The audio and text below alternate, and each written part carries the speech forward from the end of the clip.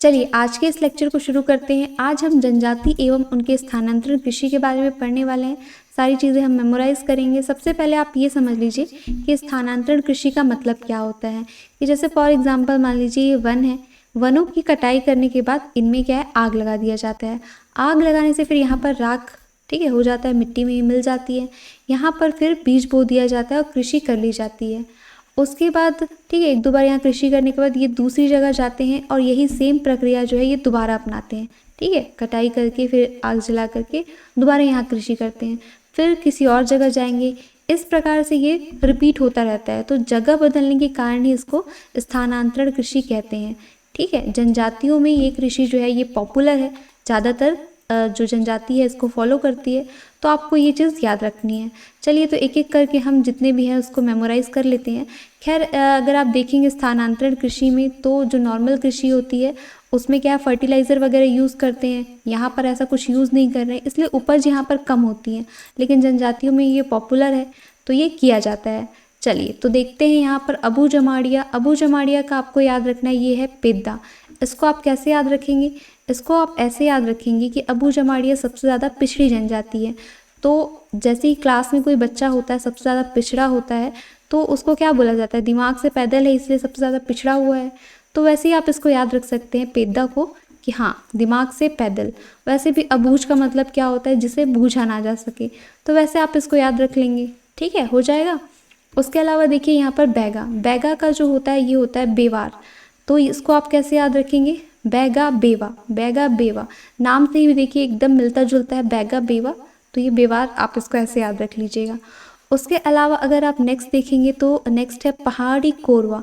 पहाड़ी कोरवा का अगर आप देखेंगे इसका क्या होता है, देवारी। तो इसको आप ऐसे याद रखेंगे, रवा देवा। रवा देवा ऐसे दो चार बार बोलिए, आपको याद हो जाएगा। अदरवाइज इसको आप ऐसे याद रख सकते हैं कि जैसे आप पहाड़ी के शब्द देखेंगे तो अधिकतर जो देवी का मंदिर होता है वो पहाड़ियों पर ही होता है। तो वैसे आपको याद आ जाएगा कि हाँ पहाड़ियों पर किसका होता है, देवी। जैसे आप बमलेश्वरी माता का देखेंगे मंदिर कहाँ है, पहाड़ों पर है, डोंगरगढ़। उसके अलावा सभी का लगभग ऐसे ही होता है। उसके अलावा अगर आप देखेंगे कमार। कमार का आप कैसे याद रखेंगे, कमार जनजाति का। उसके अलावा फिर भत्रा। तो इनको एक एक करके आप देखिए, इनका होता है दाहिया और भत्रा जनजाति का क्या होता है, दहिया। इन दोनों में क्या होता है, सभी स्टूडेंट्स को कन्फ्यूजन होता है। तो इस कन्फ्यूजन को देखिए आप कैसे क्लियर करेंगे। इसको जैसे ही आप कमार देखेंगे तो अक्षय कुमार आपको याद आता है। तो सोचिएगा कि यहाँ पे मार, अगर आप किसी को मार देते हैं, ठीक है, किसी को मारना नहीं है यहाँ पर, जस्ट ट्रिक के लिए। अगर किसी को मार दिया जाता है उसके बाद उसका दाह संस्कार किया जाता है, तो आपको यहाँ पर याद रखना है दाह। तो ठीक है, दाहिया आपको याद आ जाएगा। उसके अलावा यहाँ पर भत्रा। भत्रा से आपको ऐसा सोचना है कि ठीक है, ये किसी स्टूडेंट ने ही बताया था ये ट्रिक।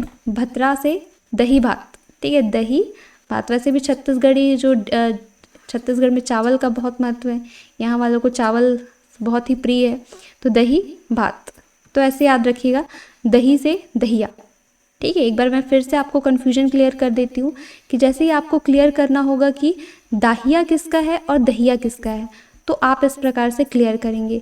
जैसे ही आप देखेंगे कि अक्षय कुमार, तो मारने के बाद क्या करते हैं, दाह करते हैं, यानी यहाँ पर दाह आएगा। ठीक है, दाहिया। उसके अलावा यहाँ पर जैसे ही आप भत्रा देखेंगे तो भत्रा से आपको याद होना चाहिए भात यानी कि चावल।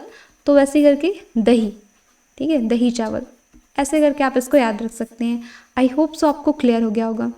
उसके अलावा जो ये लास्ट है गोंड, ये लोग भी बेवार एवं यहाँ पे धारिया।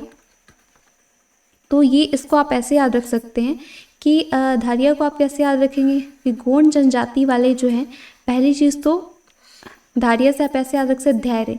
जिसके में ज़्यादा धैर्य रहेगा वो क्या है, ज़्यादा आगे तक जाएगा। वैसे ही कंपटीशन एग्ज़ाम की तैयारी करने वाले लोगों को भी काफ़ी पेशेंस रखना चाहिए। तो ये जो पेशेंस है, धैर्य है, तभी ये इतने ज़्यादा 56% छत्तीसगढ़ में फैले हुए हैं। तो ऐसे आप याद रखिएगा कि गोंड का धारिया, तो धारिया से मतलब कि धैर्य। तो इस प्रकार से आप इसको ऐसे भी याद रख सकते हैं, इतना ज़्यादा परसेंटेज है यानी कि इनमें काफ़ी ज़्यादा धैर्य है। उसके बाद आज का मैं आपको क्वेश्चन ऑफ द डे देती हूँ, जिससे कि ये पता चलेगा किसको किसको याद हो चुका है। फटाफट से आप लोग कमेंट में करिएगा, जिससे कि क्लियर हो जाए कि आप लोगों को याद हो चुका है। आप लोगों को सेल्फ एनालिसिस करना है, ठीक है। जैसे आप कंटिन्यूअस वीडियो देख रहे हैं, हर एक लेक्चर के एंड में मैं क्वेश्चन पूछती हूँ, तो आप लेक्चर देखिएगा और बिना इसको वापस से रिटर्न देखे हुए आपको कमेंट करना चाहिए। इससे क्या होगा, आपका हर एक टॉपिक पर डे कंप्लीट होता जाएगा। चलिए तो देखिए, फटाफट से आप लोग मुझे बताइए कि कमार जनजाति की जो स्थानांतरित कृषि का नाम क्या है। उसके अलावा फिर नेक्स्ट क्वेश्चन आपको बताना है यहाँ पर कि अबू जमाड़िया जो है इनकी क्या है, ठीक है, अबू जमाड़िया की। चलिए तो नेक्स्ट लेक्चर में हम कुछ और टॉपिक पढ़ेंगे छत्तीसगढ़ जीके का।